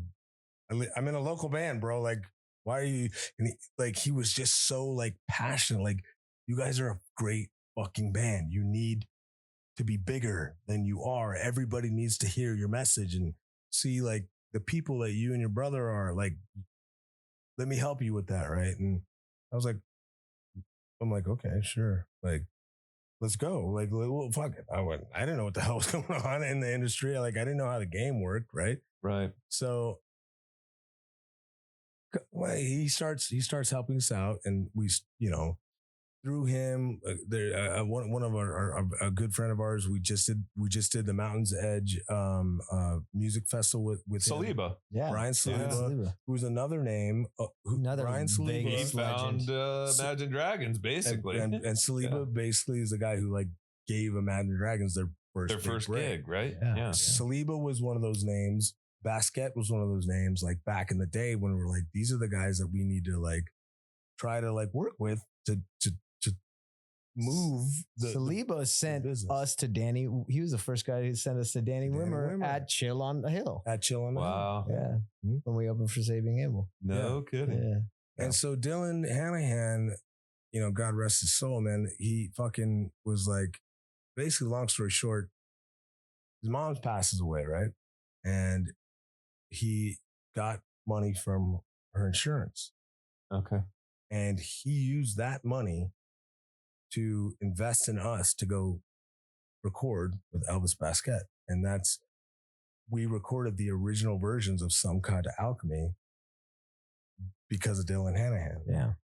And that was one of the most rock star things we ever experienced. Ever. We got to fly across the country to Elvis's Studio Barbosa, right on Virginia Beach. Like on the beach, this beach house, studios upstairs. Beautiful rooms. We all had our own room. A lot of really great albums were done there. And Alter Bridge, he's been working with Alter Bridge from the beginning. He's done work with Seven Dust. Seven Dust, we were there as an unsigned band, just like, oh man, this is like a real fucking. Honestly, that was like outside of maybe like Up Front here in Vegas, Up Front Studio, which was, and then Platinum was also kind of a real studio, but this was a real studio on the fucking beach. So it was on the beach is the key word. Yeah, it was a totally different experience, man. We would get up in the morning and drink coffee and go for runs on the beach, and then come back and drink beer, and then go and make music. Can't beat that deal. Yeah. It was really something special. And we how long did you guys take to record the album? 10 days? It was 10 days. Yeah. 10 days. And we recorded 3 songs: Bloody Knuckles, Broken Glass, Where the Hell Is My Goddamn Dignity, and Stop, Drop and Roll Doesn't Work in Hell. Yeah. We recorded those 3 songs with Elvis, and that was the 3 out of the 5 songs on this Some Kind of Alchemy EP. Yeah, it's actually, has anyone seen My God? Has anyone seen? See, which is a quote from an old book by a gentleman named Tucker Max. Is they don't serve beer in hell. Do you remember Tucker Max? I don't remember Tucker Max. So he was like basically a frat boy, and he wrote this. He just put this book together, and it was just like excerpts of him like going out and getting drunk and trying to get laid with his homies. Can we pull up Tucker Max? And one of the quotes from that book, I can't remember the exact scenario he was talking about, but I remember him describing in the book. He's like, I puked my brains out. He just puked on some girl's chest after he was like trying to get laid. He throws up on her or something like that. and he's crawling out of this house party. No, it says, I hope they serve beer in hell. Oh, I hope they serve beer in hell. And he's crawling out of the party. What movie was this? It's a book. It's a book. Okay. I hope they serve beer in hell. And he's crawling out of this house party and he's going, and he's screaming, has anyone seen my goddamn dignity? And again, I was going through this breakup, right? And I felt like such a bitch because I'm like so upset over this. Look, I mean, no offense. Pretty girls, there's a lot of pretty girls in the world, dude. I've been with a lot of pretty girls. My brother's been with a lot of pretty girls. You've been with a lot of pretty girls. Yeah. A lot of guys have been with a lot of pretty girls, but it's like that hot to crazy ratio, right? There's a balance for sure. And it fucks with your head, dude, because oh my God, she's so pretty. I'll never meet anyone like her again. And I felt like such a punk. And that's where this song comes from. Has anyone seen my goddamn dignity? Yeah. I mean, to me, it's probably my, like, if I had to pick one off of Some Kind of Alchemy, just because of the bass line, bro, the way the bass line comes in, and you wrote those bass lines, most of them with Elvis at Studio Barbosa in Virginia. So did you guys write the song there then, or did you change? We had like demos. Yeah, we had some demos. Dave McMahon and I put a lot of the music together. You and McMahon and this is where Elvis really came into play because we would have all these. We were being like so artistic, right? Where there would be some like that part, and it was like that would just be like some weird like thing like before the bridge, you know, like. But Elvis was like, no, that's got to be like that should be like the re-intro or the you know what I mean? Like the structure of the song is to me what a really good producer will. He just really helped us figure it out. Mature. Figure out. Yeah. You guys have always told me that too. It's like, no. You don't understand the importance of a producer. It's very, very important to have a producer because they can help you put all of your ideas together properly. Right. It's not impossible to be your own producer too. Right. Yeah. Sure. Like, the Studio Barbosa. Yeah, he was awesome, man. And it's so cool to be able to get these songs out now to, you know, all the fans that we've gotten over the last 10, 12 years of going national and touring everywhere. Now we get to, share these songs again. And it's only right that they're our first songs that we want to release, that we get to release as independent artists again. Once again. We released them back in the day and then we like missed the renewal or something and they came down. The songs came down off a CD baby. Yeah, I remember that. Some people do have the songs. Some like... Well, we reprinted that album in hard copies only. Hard copies only, correct. And sold the fuck out of them. Yep. Like we don't have any left. We even had some number. I remember too, we did some numbers like a 1 through 25 or something like that, where they were signed and they were numbered. And you know, those are the only ones out there of that. And then I found one here at the office, the original one. Oh, and I think I sent you guys a text message and I'm like, this isn't the remake, dude. Yeah. This is like the original album here because I still have an unopened copy of the original album too that Lamont gave me years ago of some kind of alchemy. Yeah, the original Some Kind of Alchemy. Yeah, you were talking about the recording of Some Kind of Alchemy with Elvis, and that gets all completed and that's independently released. Right. So what happens after that gets independently released? And was that a success as an independent release, or did you guys sell a lot of albums doing that? Talk to me a little bit about that and where you went from there. It was a success in the sense that what was available for people to listen to at the time was like MySpace, right? Mm-hmm. It was quality, like it was quality produced. And there used to be a music conference, and I don't know if they still do Amplify or not. In some form or another. But there used to be this big music conference out of here in Las Vegas called Amplify, put on by our friend Brian Saliba. And we had this professionally produced EP, right? And at one of the panels, they did this like kind of open, like listening, like share your demo. Share your demo. And this panel of experts will judge your demo, right? Okay. And, all these bands get up and they play their demos or whatever. And our demo comes on.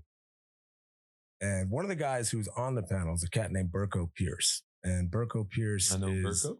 Yeah, BP. BP's a good dude. And his one of the few credits that he has is he discovered Disturbed. Mm-hmm. And he's also the guy who discovered AWOL Nation. And he listened to our demo. It's you're talking about like 50 bands, right? Playing, and they're playing like 20 seconds of your shit in front of all these industry guys, right? Right. And we're sitting there and he listens to like the first, I think, verse and chorus of Bloody Knuckles Broken Glass. And he goes, I know exactly who you should talk to. You need to talk to my friend Eric German, who's sitting right over here. And that's how we met. So we met Eric German, who is this very successful entertainment lawyer. Huge guy. Massive artists are his clients, right? Yeah. And he's still one of our probably few friends in like true friends in the industry. Yeah. I wonder if you could pull him up, Alex. Eric German. Yeah. MSK. He's a big. If anybody is looking for an attorney, and you probably should be a pretty big band by the time you get a chance to talk to that guy, right? And that's the guy to talk to. Which we were not at the time. We were like, oh, you guys are like, you won a couple band battles in Las Vegas. Like, go fuck yourself, right? Right. But EG, there he is. That's him, man. Look at that handsome. Superlawyers.com. That's right. We definitely have to have EG on the show. Oh my God, yeah. he would. He'll steal the show. He's fantastic. Easily the best. Yeah, best guest you have on here, right? So we start talking to Eric German, and after this music conference here in Vegas, from there, a good friend of ours who actually did also manage us at one point, a guy named Ducky Slaughter. Mm-hmm. Rest in peace. Rest in peace as well. Yeah. Ducky's like, I need to hook you up with this producer in town, Kevin Churko. He was Mutt Lange's only understudy ever. Okay. Yeah. For all of the young bloods out there, Mutt Lange is like pretty much like the guy who made production, like modern day production, what it is. I mean, he was married to Shania Twain, dude. Like, that's all you got to say. You know right. what I mean? Yeah, that's about it. So Ducky hooks us up with we go to lunch. Do you remember where we had lunch with Kevin? Sam's Town. It was Sam's Town? Yeah. We went to classy, man. Keeping it classy. Very classy. Yeah. Keeping it classy. We go, we meet with Kevin. Super cool guy. And he came to see us play. I want to say that it was at a place called Feel Goods. Feel Goods, which is now Vamped. Yeah. Danny and Corey Coker. Right. Yeah. Counts Customs. Yeah. They're always been big supporters, cool people. But at the time it was called Feel Goods because I believe Vince Neil was a minority partner, something like that. Yeah. And Kevin sees us. He sees us play, and we played this song called Lighthouse. So to backtrack just a little bit, after the release of Some Kind of Alchemy, I actually went to a music industry party on the Strip at a place called Lavo inside the Palazzo, which was hosted by our friend Ducky Slaughter. A lot of people were there. Christmas Eve of 2008. And it was, it was kind of a big deal. There was like lot of industry guys there from like not only the nightclub industry here in Vegas, but also the music industry. You know, the owner of the club at the time, Jason Strauss, he like walks me right in. He's like, you know, I know this guy, I like his band, like treats us. He always treated us like rock stars before we were pretending to be rock stars. Even, right. Go in, sets me up, table, bottles, anything I want. Having a great time. At the time, I used to roll out by myself. You know, I was single and ready to mingle. And like, I would just go into Vegas, you know, step out and be like, let's see what happens. Right. Sure. That particular night, there was a table of gentlemen. And I use that term very fucking loosely. Right next to my table. And it was like 6 dudes and 1 girl. Now, of course, I'm sitting at a table with all these bottles. So it was me and like 6 girls.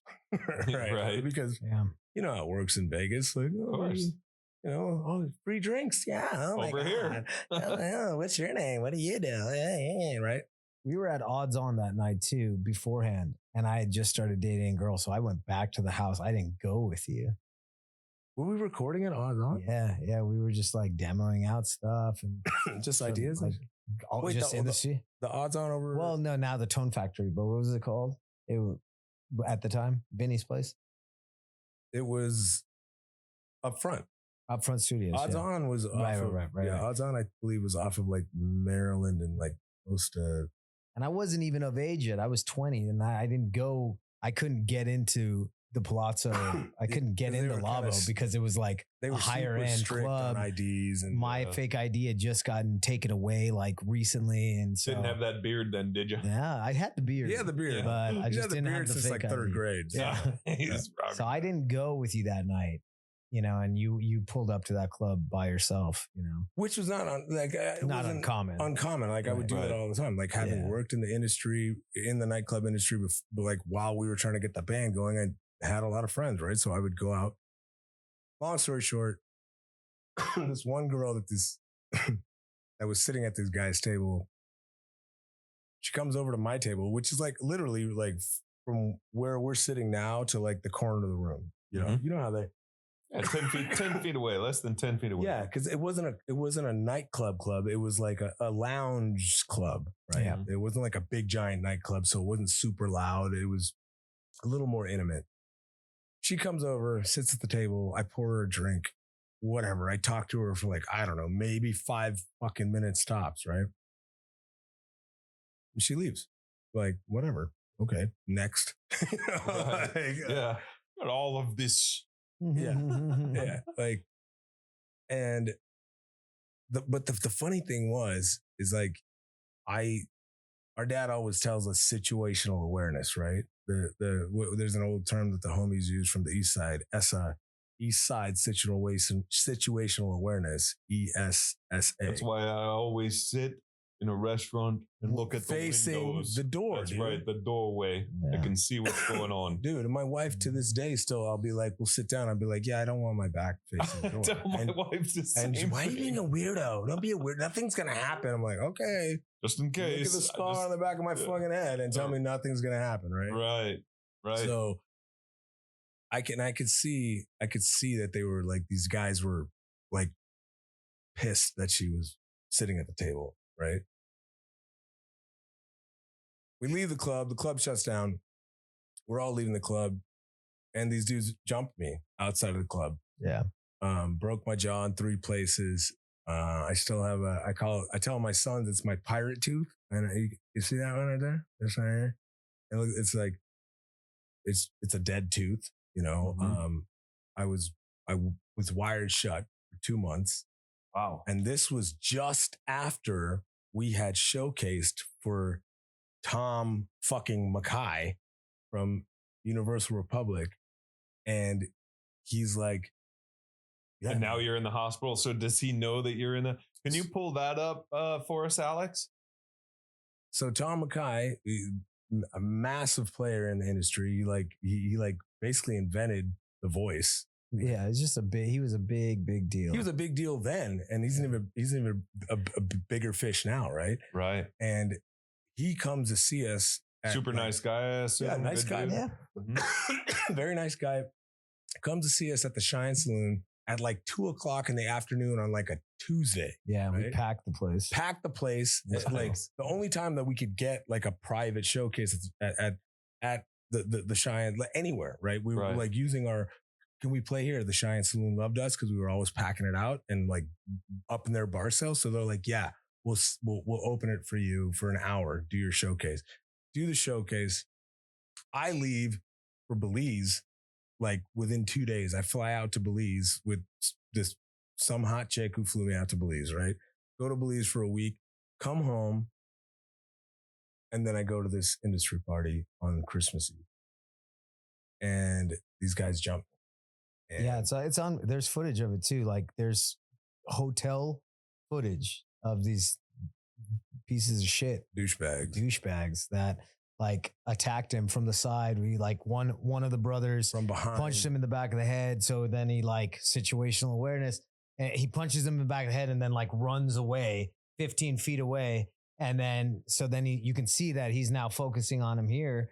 While the other brother's standing right here to the left of him. He's putting his hands up like, I don't want to fight. I don't want to fight. And then he just hit him. Bam. Like a left hook. Got him good. Looking this way, cold cocks him. And he hit his head, fell back. And then fall down, hit my head on this big giant planter that they actually still have at the top of the escalator at Palazzo. And then they proceeded to just like stomp on me while I was out cold. Yeah. And like broke my face. Occipital bone was fractured down the middle, completely disconnected from here. And it happened on Christmas Eve. So I sat at my parents' house with my jaw unhinged because there was no surgeons. It was Christmas Eve. They were all gone. So I sat there for 2 whole days, just bleeding out of my mouth. I couldn't talk. I was like talking like that, my mom. So you didn't go directly to the hospital after this? I went to the emergency room. They took me to the.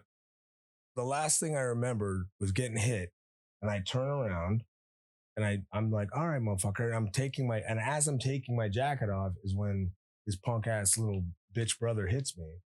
Put the drink down. Took your jacket off. Put my drink down. Started taking my jacket. Like I was like, okay, you want to? And again, there's footage of this too. You know, and one of these days we'll pull it up. We'll share it. The DA's office has it. Yeah, they have it. I thought you guys had it because for some reason I remember seeing this. It was many years ago. I want to say it was like 10 years ago. And we were thinking about releasing it then, like with the giving the. But I'm done with the wah stuff, right? Yeah. So it will be released. The more productive part of the story is that despite this happening, right? So I'm wired shut.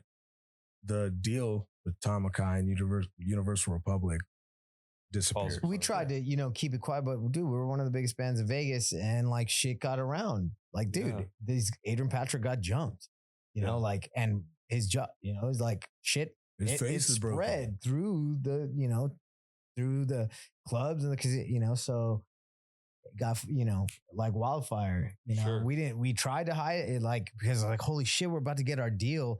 Those songs with Basquiat, the Some Kind of Alchemy songs, were really launching up into Tom Mackay signing us and us getting signed to Universal, and it was like holy shit, we're gonna do it. And then this happened, and lead singer's jaw's wired shut.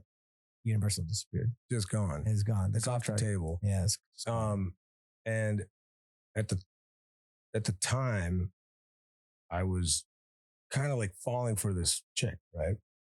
And I get all this stuff happens, and I'm wired shut, and she like kind of helps me through it.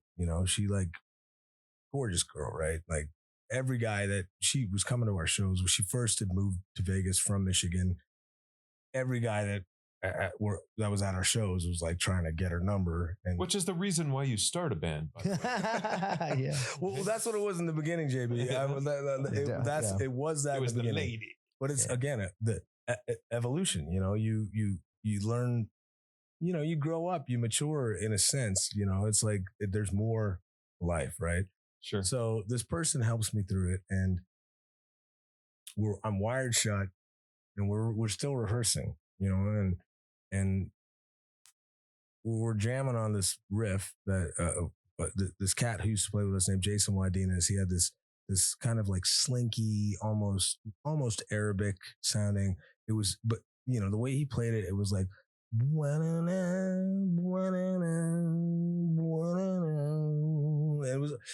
was more like, I don't know, like a segue as opposed to like an actual lead or main riff, right? Mm-hmm. My brother was like, nah, man, give me that shit, dude. And he fucking changed it up. He takes it and he's like, and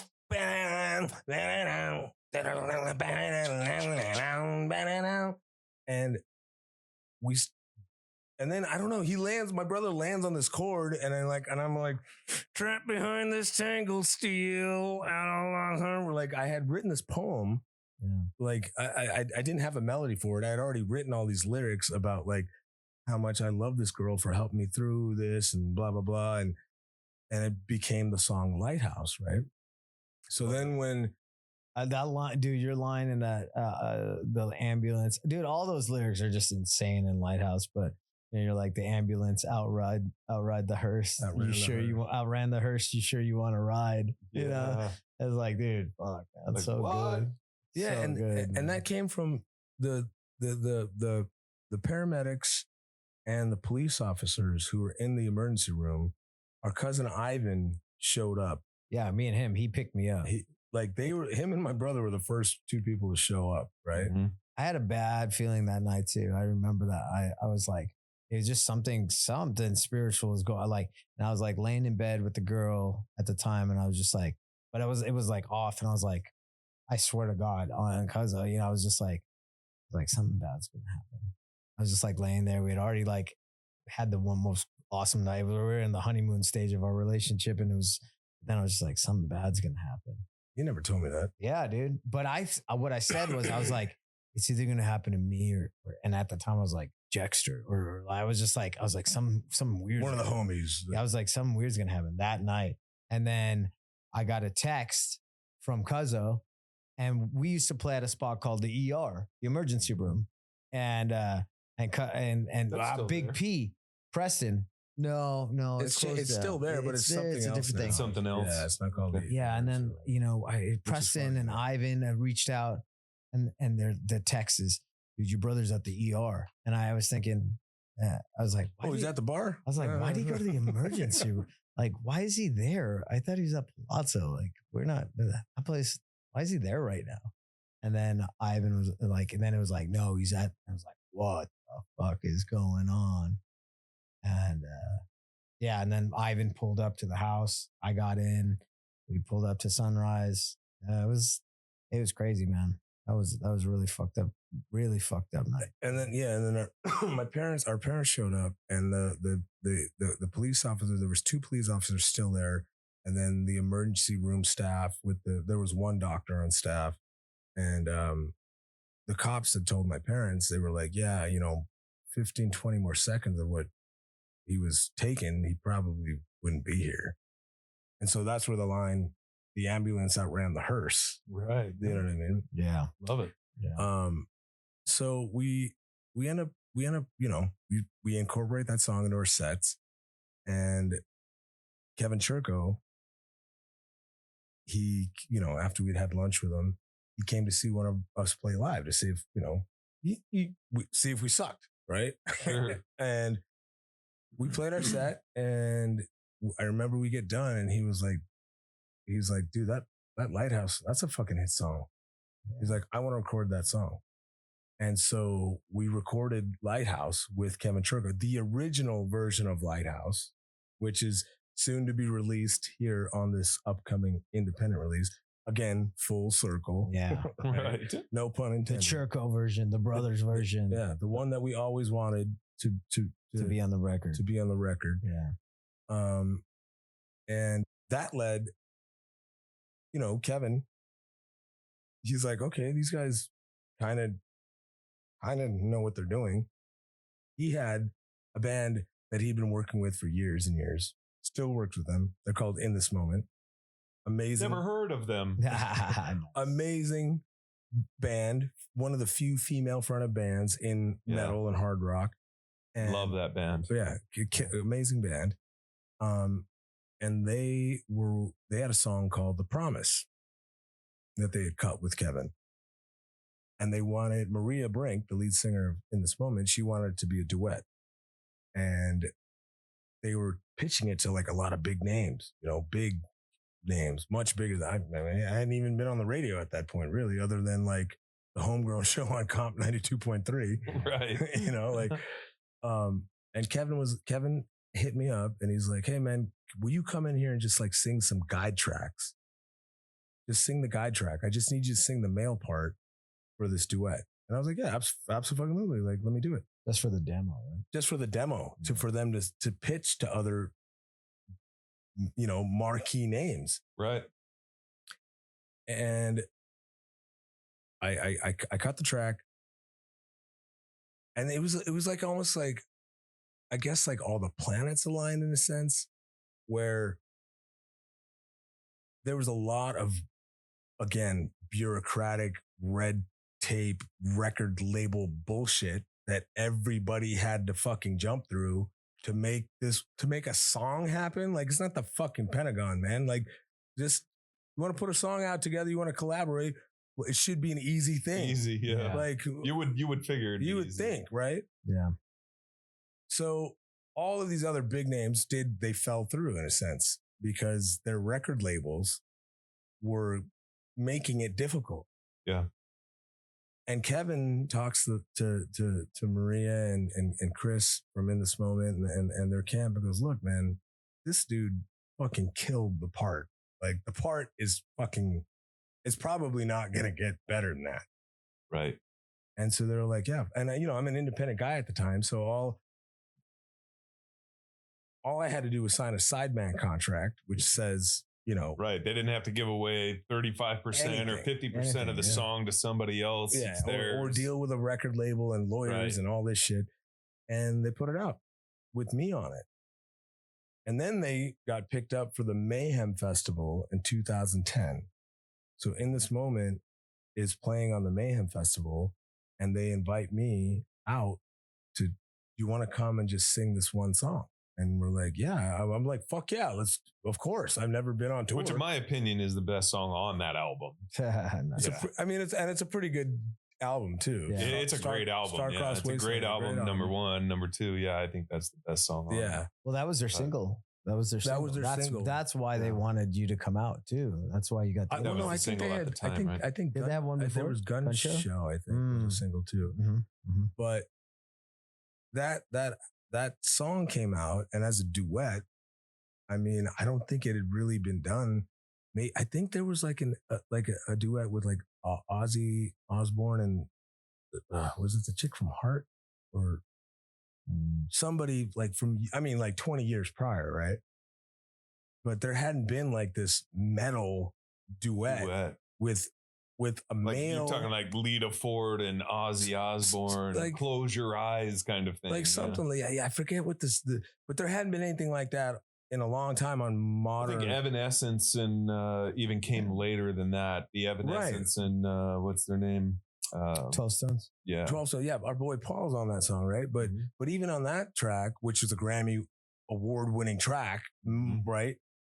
Paul's not screaming with Amy from Evanescence. Marie and I do this like joint scream thing that like everybody still like, at least the hardcore fans are like, that scream. Oh my God. I've never heard somebody do that before on a song. And again, not to get too long in the tooth on this, my brother and I, we jump in our mom's van, or minivan, her minivan. We borrow it for the whole fucking summer. And we take out the seats in the back. We put down eggshell crates to make it like eggshell crates and sleeping bags. He basically is functioning as my tour manager. We're taking turns like sleeping in the back of the van while one guy drives, and we're doing the entire Mayhem Fest. And with a bucket. With a money bucket. bucket. Love it. That Lamont, that Boogeyman made for us that said tips on it.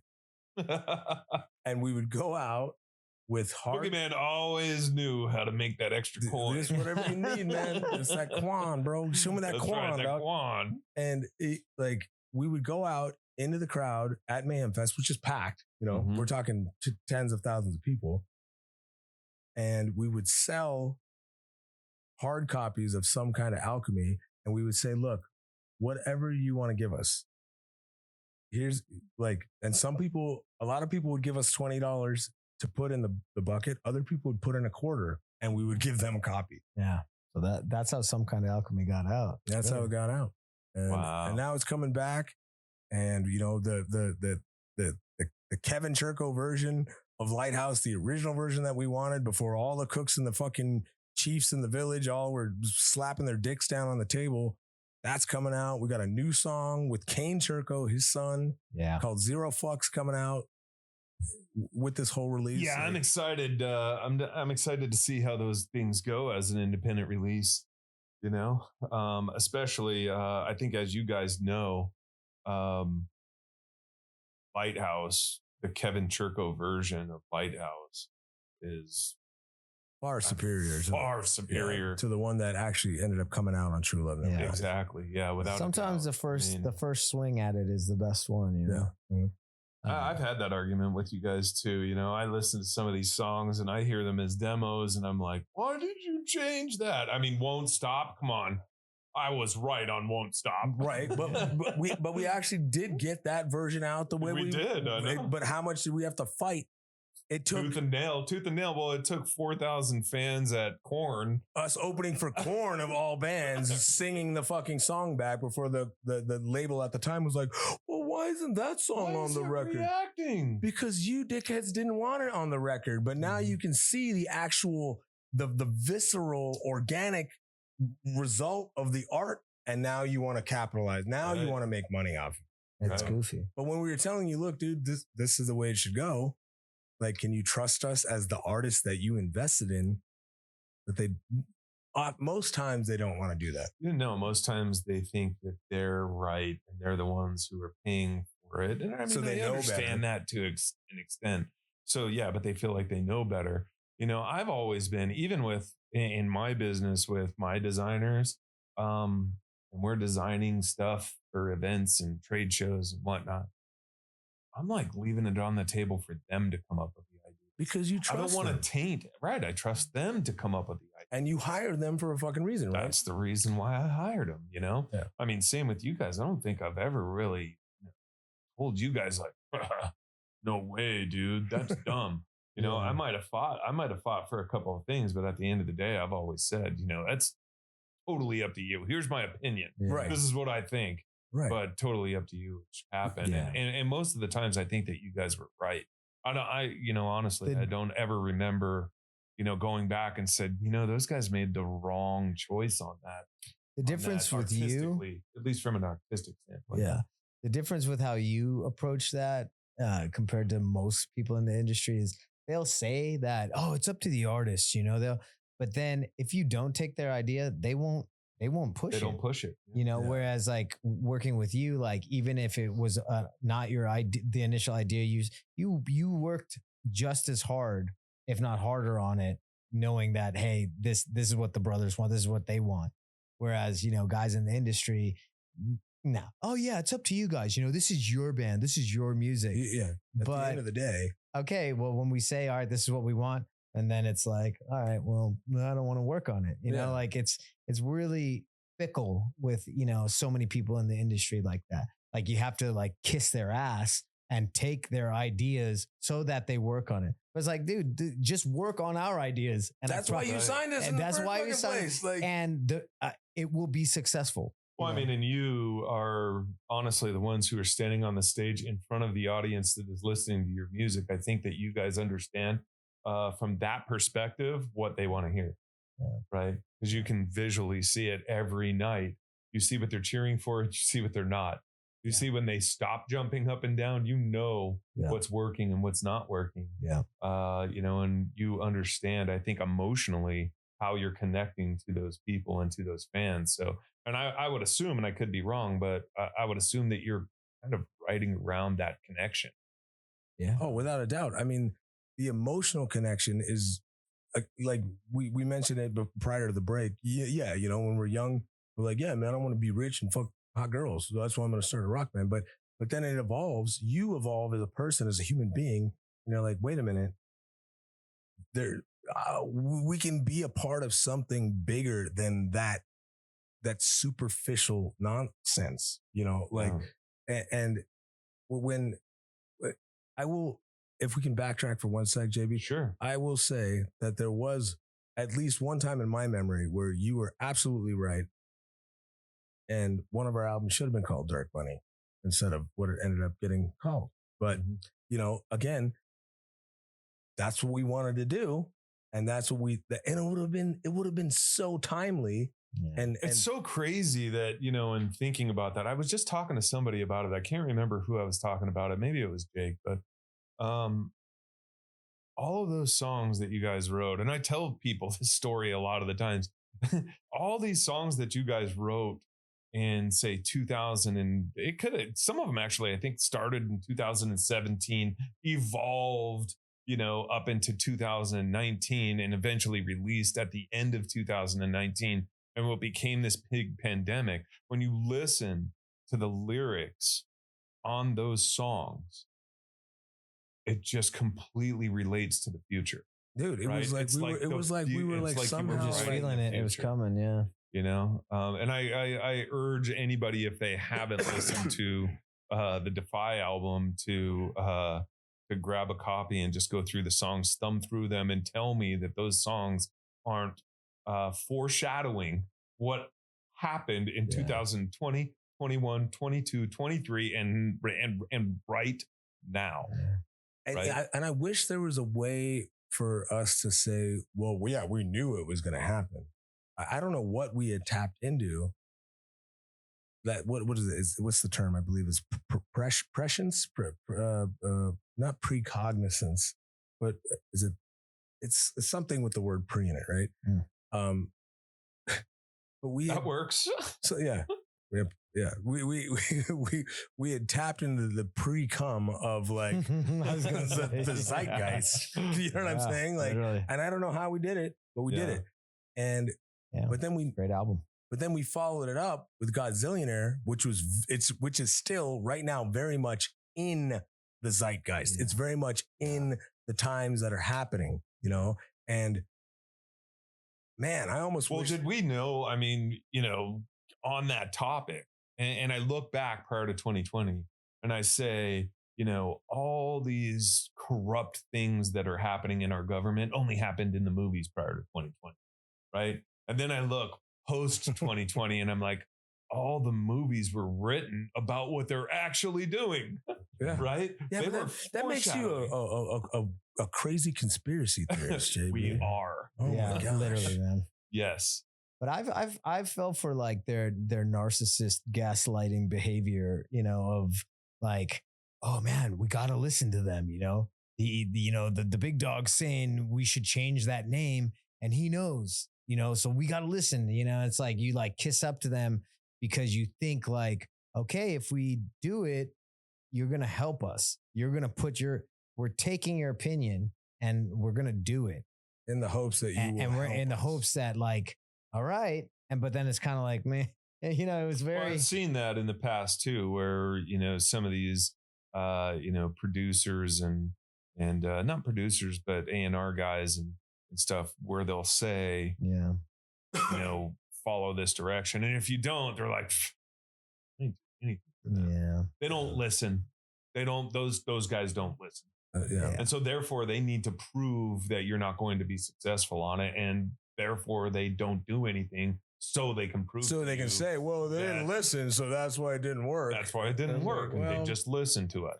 Well, you know, man, it's like. And I even would argue with you guys about that too. You know, it's like with Sleeping Lions, it's like they wanted a specific single out. We all agreed that was not supposed to be the single. It's not the single. Yeah. They're like guaranteed top 5.